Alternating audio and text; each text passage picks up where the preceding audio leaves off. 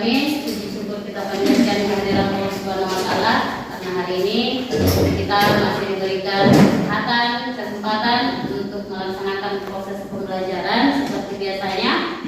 Salam serta salawat senantiasa tercurah kepada baginda Nabiullah Muhammad Sallallahu Alaihi Wasallam. Ya. Baik, kelas. Sebelum kita mulai pelajaran pada pagi hari ini, mari kita berdoa bersama-sama di dalam hati. Doa dimulai.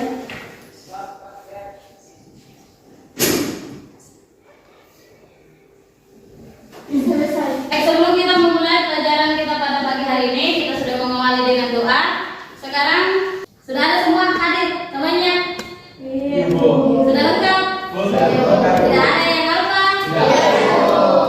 Oke, tidak ada penggunaan HP di luar dari proses pembelajaran, ya. Sebelum kita masuk pelajaran, saya harap semua sudah siap dengan posisinya masing-masing.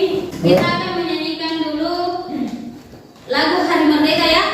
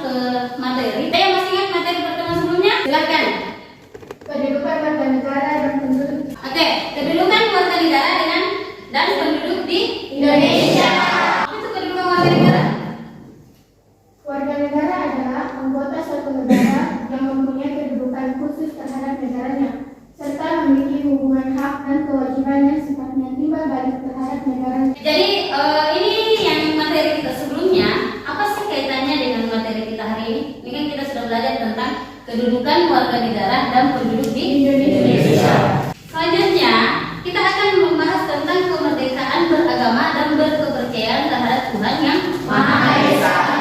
Jadi, kemerdekaan berkepercayaan terhadap Tuhan yang Maha Esa kaitannya dengan kedudukan warga negara adalah karena kita adalah seorang warga negara, sehingga kita memiliki kedudukan serta kita memiliki yang namanya kemerdekaan. Salah satu kemerdekaan kita apa? Beragama dan berkepercayaan terhadap Tuhan yang Maha Esa. Sebelum kita masuk materi kita lebih dalam, maka kalian harus tahu dulu tentang kompetensi dasar. Ada yang bisa membaca? Bosan.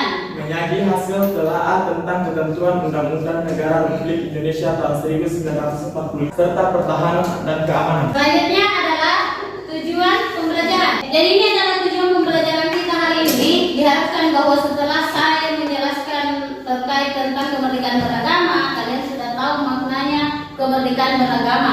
Dan setelah kalian berdiskusi sebentar, kalian mampu untuk menganalisis serta menyajikan hasil diskusi kalian terkait tentang analisis kemerdekaan beragama dan berkepercayaan terhadap Tuhan yang Maha Esa. Ada yang mau ditanyakan sampai di sini? Jelas? Jelas. Oke. Yang pertama adalah aspek sikap. Sikap ini saya bagi atas dua. Yang pertama, sikap apa? Sosial. Nah, sikap sosial apa lagi? Spiritual. Jadi ada dua sikap yang akan saya nilai di kalian, yaitu spiritualnya kalian, terus yang kedua sosialnya kalian, terus yang ketiga pengetahuan, yang keempat adalah keterampilan. Ini akan menjadi objek penilaian kita selama proses pembelajaran. Apa yang kalian pikirkan setelah melihat gambar di bawah ini? Keberagaman, perbedaan, apa lagi? Kemerdekaan beragama dan berkepercayaan apa? Kepercayaan yang berbeda-beda. Kepercayaan berbeda-beda. Saya kira semuanya bagus. Kita akan telah lebih dalam lagi apa sebenarnya kemerdekaan beragama dan berkepercayaan itu. Apa sih sebenarnya kemerdekaan beragama dan berkepercayaan itu? Pengertian kemerdekaan beragama dan berkepercayaan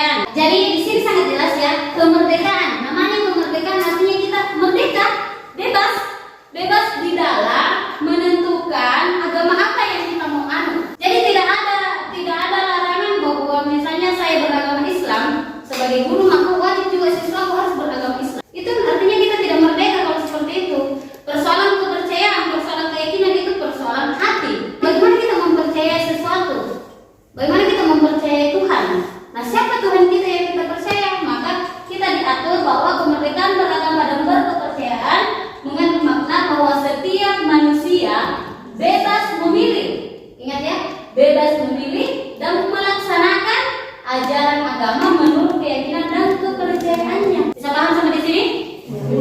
Landasan hukum kemerdekaan beragama dan berkepercayaan. Ini adalah dua landasan hukum kemerdekaan beragama dan berkepercayaan. Artinya, dalam pengertian tadi bahwa kita ini memiliki kemerdekaan untuk memilih agama kita dan itu sudah diatur oleh aturan hukum. Selanjutnya, kita harus membangun yang namanya kerukunan umat beragama.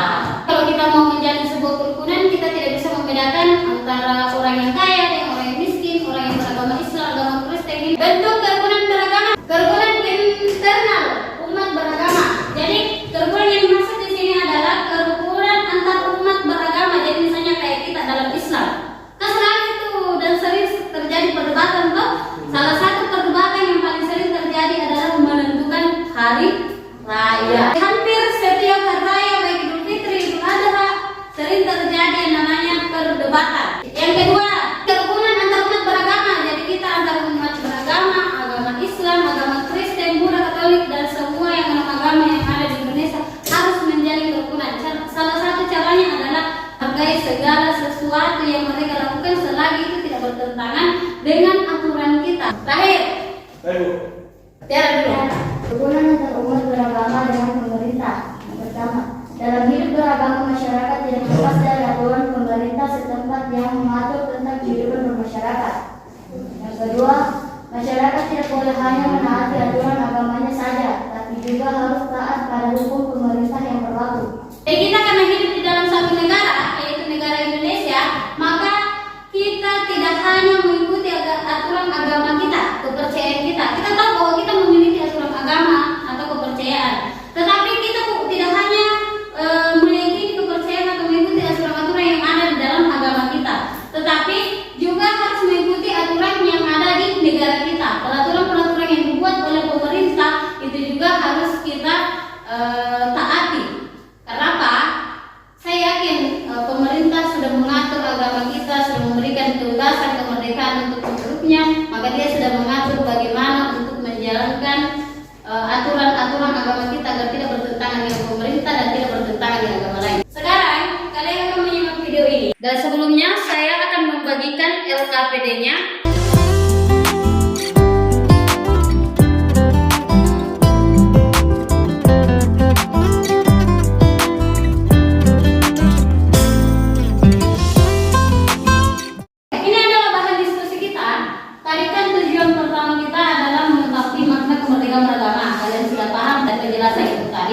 Yang kedua adalah kalian akan mendiskusikan supaya kalian bisa menganalisis bagaimana dari kasus tersebut mengapa konflik antara agama masih sering terjadi di Indonesia, padahal konstitusi negara menjamin adanya kemerdekaan beragama dan berkepercayaan. Silakan berdiskusi dengan teman-teman.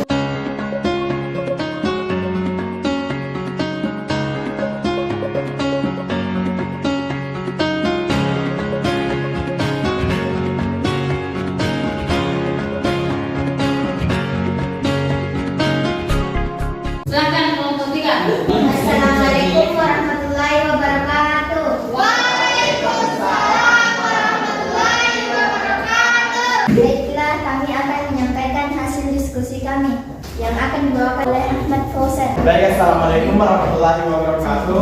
Waalaikumsalam warahmatullahi wabarakatuh. Saya akan membacakan hasil bahan diskusi hari ini, yaitu yang pertama dari kasus mereka masih belum memahami ajaran agamanya atau menyimpang dari aturan atau ajaran agama masing-masing.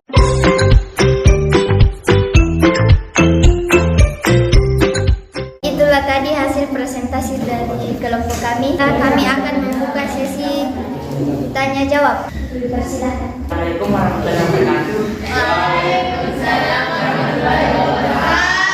Saya atas nama Dika dari kelompok 1 ingin bertanya bagaimana penjelasan dan contoh mengenai Pancasila. Bagian 1. Saya akan menjawab pertanyaan dari itu. Bagaimana penjelasan dan contoh Pancasila bagian 1? Mengacu pada keyakinan akan adanya Tuhan Yang Maha Esa yang menjadi dasar moral dan etika dalam kehidupan bernegara dan berbangsa. Contohnya yang pertama, menghormati saudara, teman, guru, sampai tetangga yang berbeda agama.